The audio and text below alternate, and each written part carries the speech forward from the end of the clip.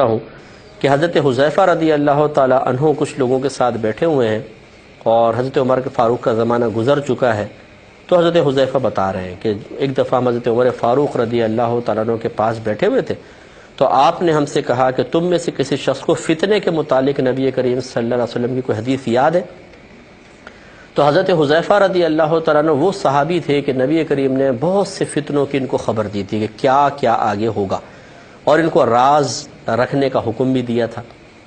تو انہوں نے پہلے ہی سوچا کہ کوئی مجھ سے چھوٹے موٹے فتنوں کے بارے میں حدیث پوچھ رہے ہیں، تو آپ نے ایک حدیث سنائی کہ نبی کریم صلی اللہ علیہ وسلم نے گویا کہ فرمایا کہ آدمی کی بیوی، اس کے مال، اس کی اولاد، اس کے پڑوسی میں جو فتنہ ہوتا ہے، نماز، روزہ، صدقہ، نیکی کا حکم دینے اور برائی سے منع کرنے سے اس کا کفارہ ہو جاتا ہے۔ پہلے اس حدیث پہ کلام کر لیتے ہیں کہ اس میں گویا کہ نبی کریم نے فرمایا کہ آدمی کی بیوی میں بھی ایک فتنہ ہوتا ہے۔ فتنے سے مراد آزمائش، عورت کی آزمائش، بیوی کی آزمائش یہ ہے کہ وہ اس کو مرد کو گناہ کی طرف مائل کرے، یعنی ایسے مطالبات کرے کہ آدمی گناہ کرے، یا وہ مرد سے آزادی طلب کرے اس طرح کی کہ مجھے بے پردہ رہنے دیا جائے، مجھے غیر مردوں سے ملنے دیا جائے، جیسے آج کل کزنس وغیرہ سے عورتیں ملتی ہیں یا بے پردہ رہنے کی کوشش کرتی ہیں، شوہر کہتا ہے پردہ کرو، منع کرتی ہیں۔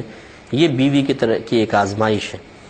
مال کی آزمائش یہ ہے کہ انسان مال کی محبت میں گرفتار ہو کہ اللہ کا نہ اللہ کا حق ادا کرتا ہے، نہ لوگوں کا حق ادا کرتا ہے۔ اولاد کی آزمائش یہی ہے کہ اس کی محبت میں گرفتار ہو کہ حرام حلال کی تمیز بھول جاتا ہے، پھر اولاد کی صحیح تربیت نہیں کرتا جان بوجھ کے، اور پھر اس طرح اولاد تباہ و برباد ہو جاتی ہے اور باپ کے لیے بھی تباہی کا سبب بنتی ہے۔ پڑوسی کے اندر فتنہ اور آزمائش یہ ہے کہ پڑوسی برا ہوتا ہے، بعض اوقات نقصان پہنچاتا ہے، عزت خراب کر دیتا ہے یا جھگڑے کرتا ہے۔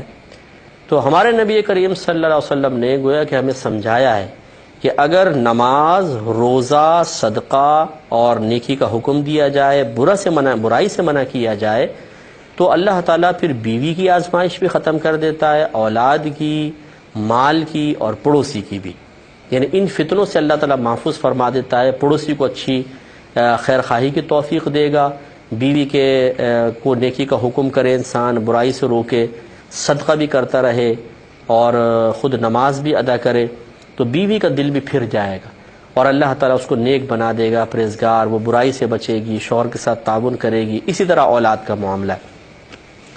گویا کہ یہ جو دیکھیں، اب بہت سے لوگ ہمیں کہتے ہیں کہ جی اولاد کہنا نہیں مان رہی، بہنیں کہتی ہیں ہمارا شوہر ہمارا کہنا نہیں مانتا، کبھی شوہر بیچارہ شاکی ہوتا ہے کہ میری بیوی میری اطاعت نہیں کرتی، اولاد اطاعت نہیں کرتی، کوئی پڑوسی کے بارے میں کہہ رہا ہے۔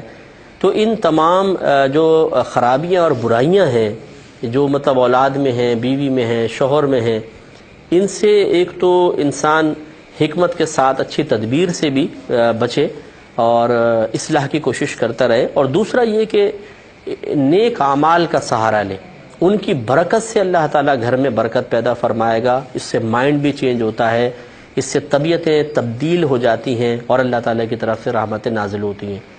لیکن ہم مشکل کام نہیں کرنا چاہتے، ہم آسان سا کام کرنا چاہتے ہیں، لہٰذا ہم نماز نہیں پڑھنا چاہتے، ہم گناہ سے نہیں بچنا چاہتے، ہم خود مکمل طور پہ نیک نہیں بننا چاہتے، ہم صدقہ نہیں کرنا چاہتے۔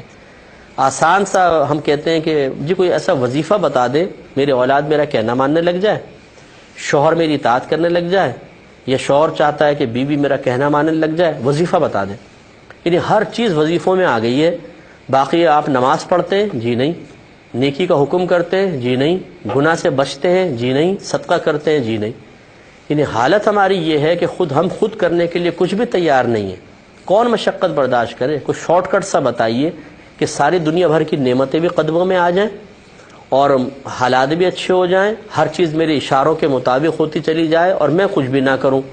سبحان اللہ جی، اتنے پپو آپ کہاں سے بن گئے بھائی کہ آپ کو تو تمام نعمتیں اللہ تعالیٰ عطا فرما دے اور آپ اپنی مرضی کے مطابق زندگی گزاریں، اللہ تعالیٰ کی اطاعت نہ کریں، اس کے رسول کی اطاعت نہ کریں۔